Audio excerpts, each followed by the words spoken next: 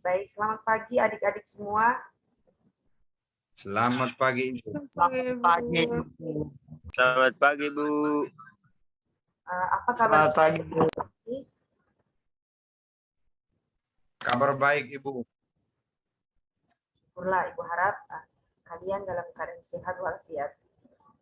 Sebelum kita melanjutkan pada kegiatan kita, satu orang bantu Ibu untuk memimpin kita dalam doa.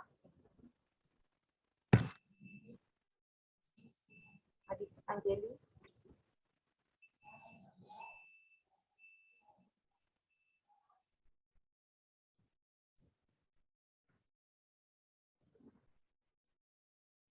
Bisa memimpin kita dalam doa.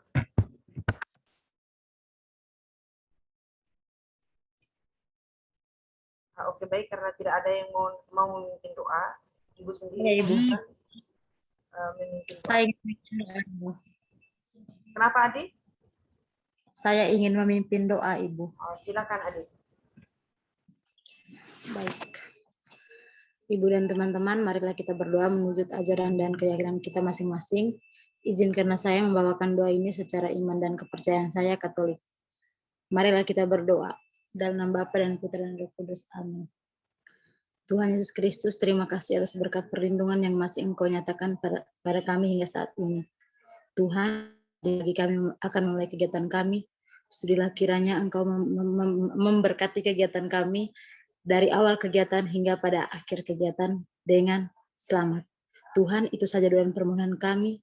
Namamu kami puji hari ini, esok, dan sepanjang segala masa. Amin.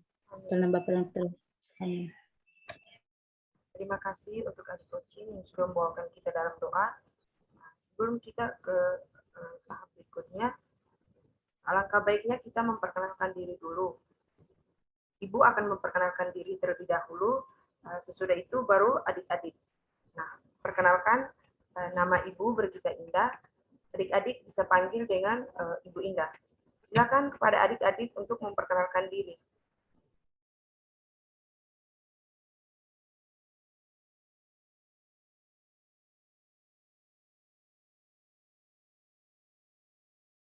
Ya, silakan adik.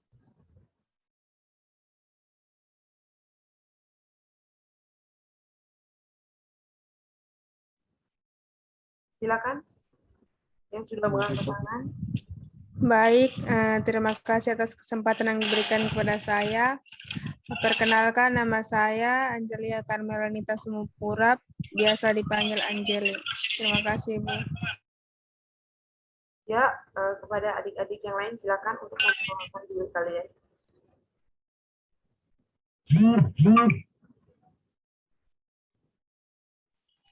Baik, Ibu dan teman-teman, perkenalkan nama saya Maria Adriana Besin, saya biasa dipanggil Ria.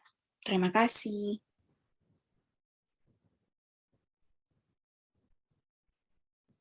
Adik-adik yang lain.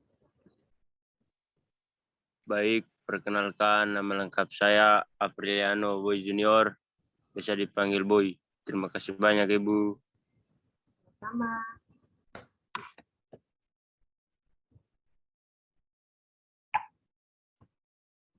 Kepada adik-adik yang lain silakan. Baik, terima kasih atas kesempatan yang diberikan kepada saya. Nama saya Ucin Irmen, saya dari kelas 12 IPS 2. Terima kasih, Ibu.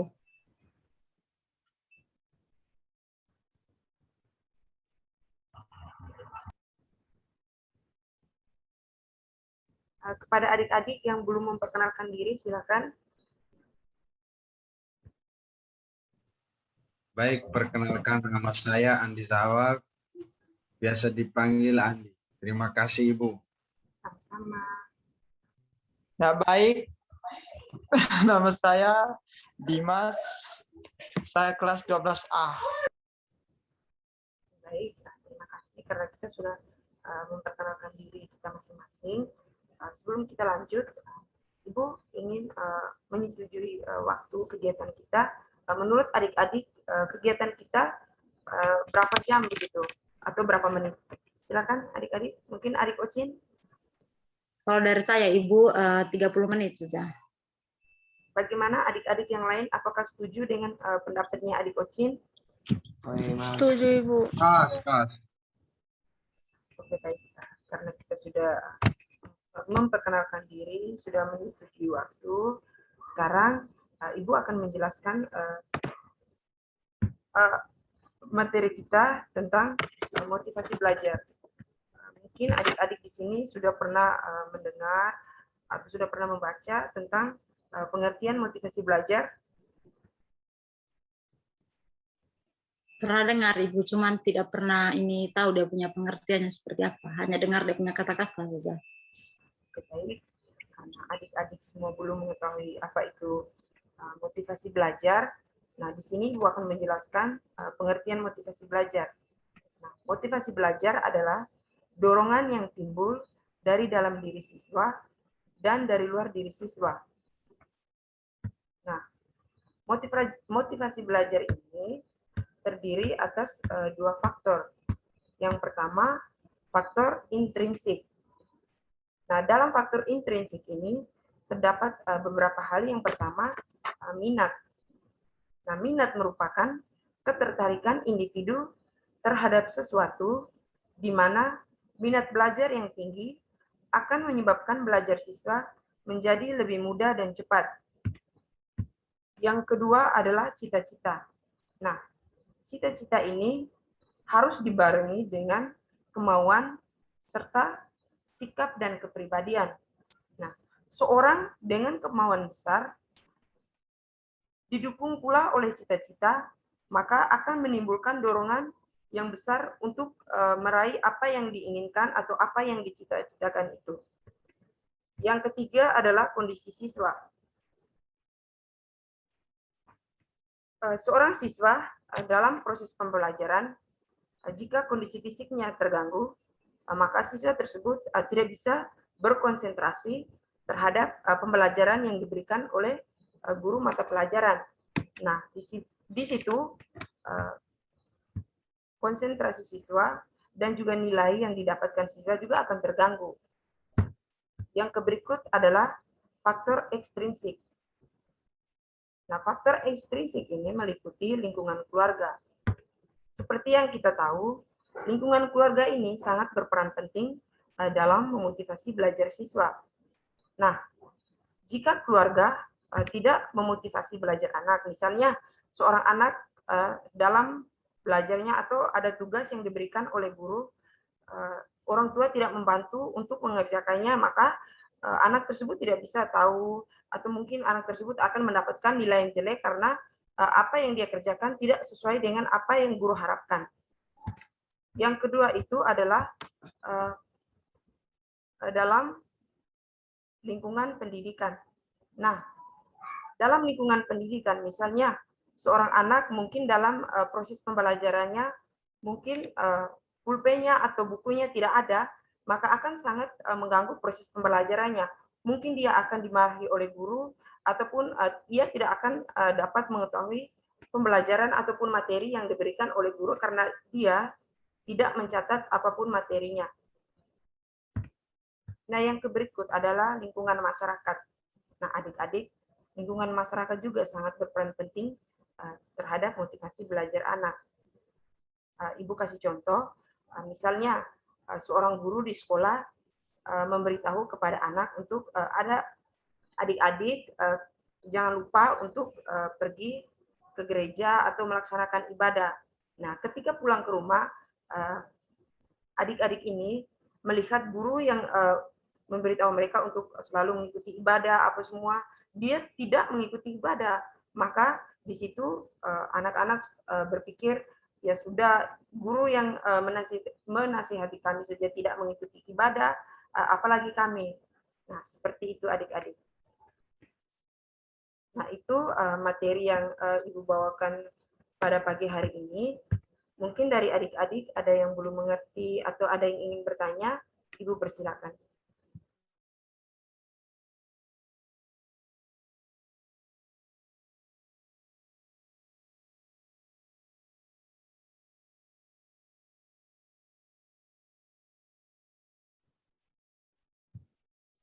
Mohon maaf Ibu, suaranya kurang jelas.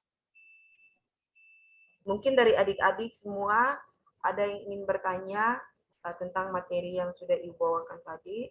Ibu persilakan. Saya ingin bertanya, Ibu.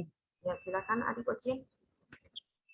Jadi di sini Ibu tadi menjelaskan motivasi belajar ada dari ekstrinsik dan intrinsik. Jadi di sini saya ingin bertanya dari faktor intrinsiknya. Bagaimana kalau misalnya kita tidak punya motivasi belajar, Ibu? Kalau dari lingkungan keluarga atau dari ekstrinsik itu sangat mendukung, tetapi dari dalam diri kita sendiri itu sama sekali tidak ada, kayak malas begitu. Itu kira-kira bagaimana caranya dari Ibu alternatifnya supaya kita tuh ada motivasi untuk belajar? Itu saja dari saya, Ibu. Oke, baik. Kepada adik Ocin yang sudah bertanya, mungkin yang pertama adalah motivasi yang harus kita kembangkan adalah kita harus berupaya untuk mengembangkannya dengan cara kita mencari tahu wawasan atau menambah wawasan kita dengan membaca ataupun melakukan cara untuk bisa meningkatkan motivasi kita. Misalnya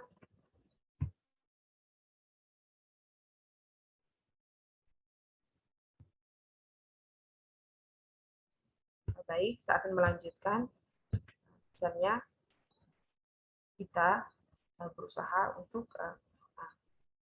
ketika kita melihat teman-teman kita di sekolah mungkin dia mendapatkan nilai yang baik. Nah, di situ kita merasa, oh, saya harus mengikuti teman saya ini karena dia selalu mendapatkan nilai yang baik, selalu dipuji. Baik, Adik Ocin, itu jawaban dari Ibu. Apakah Adik Ocin bisa menerima jawaban yang Ibu berikan kepada Adik Ocin? Terima kasih Ibu untuk jawabannya. Jawabannya dapat saya terima dan menurut saya sudah bisa menumbuhkan rasa motivasi dalam diri saya untuk belajar. Baik, karena sudah tidak ada lagi yang ingin bertanya, maka berakhirlah sudah kegiatan kita. Sebelumnya, Ibu akan membuat kesimpulan pada kegiatan kita pada pagi hari ini. Jadi, motivasi belajar adalah dorongan yang timbul dari dalam diri siswa dan dari luar diri siswa. Ada faktor-faktor motivasi belajar. Yang pertama, faktor intrinsik. Nah, faktor intrinsik meliputi minat, cita-cita, kondisi siswa, sedangkan faktor ekstrinsik meliputi lingkungan keluarga, lingkungan pendidikan, dan lingkungan masyarakat. Itu karena Ibu sudah menyimpulkan materi kita pada pagi hari ini, maka berakhirlah sudah kegiatan bimbingan kita. Sebelum berakhir, Ibu akan bertanya kepada adik-adik kesepakatan untuk mungkin adik-adik mau bertemu lagi kapan dengan Ibu, seperti itu.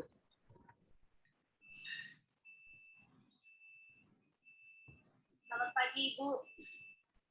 Bagaimana kabar? Ya, silakan adik-adik. Adik Ocin mungkin ingin menjawab kapan Bagaimana lagi? Oh, kalau menurut saya Ibu kan kita mungkin bisa melakukan pertemuan seperti ini, pertemuan secara virtual karena mengingat juga banyak sekali isu-isu tentang COVID dan menurut saya untuk waktunya itu kita bisa melakukannya itu di hari yang sama dan di waktu yang sama karena di hari-hari lain itu kami ada kesibukan lain, Ibu. Terima kasih. Baik, bagaimana dengan adik-adik yang lain? Apakah setuju? Setuju, Ibu. Jadi nanti waktu selanjutnya kita akan bertemu di waktu yang sama, tempat yang sama. Baik, karena kegiatan kita sudah berakhir, satu orang bantu Ibu untuk memimpin doa penutup. Saya Ibu. Silakan. Baik teman-teman dan Ibu sekalian, marilah kita berdoa dalam nama Bapa dan Putra dan Roh Kudus. Amin. Tuhan Yesus, terima kasih untuk segala berkat-Mu hingga saat ini kami sudah menyelesaikan kegiatan bimbingan kami. Tuhan, terima kasih. Sudi kiranya ilmu yang kami dapatkan dapat kami tuangkan dalam kehidupan kami sehari-hari. Nama-Mu kami puji hari ini, esok dan sepanjang segala masa. Amin. Dalam Bapa dan Putra dan Roh Kudus. Amin.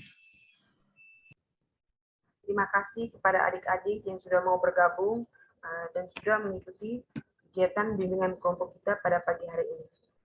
Selamat pagi adik-adik semua.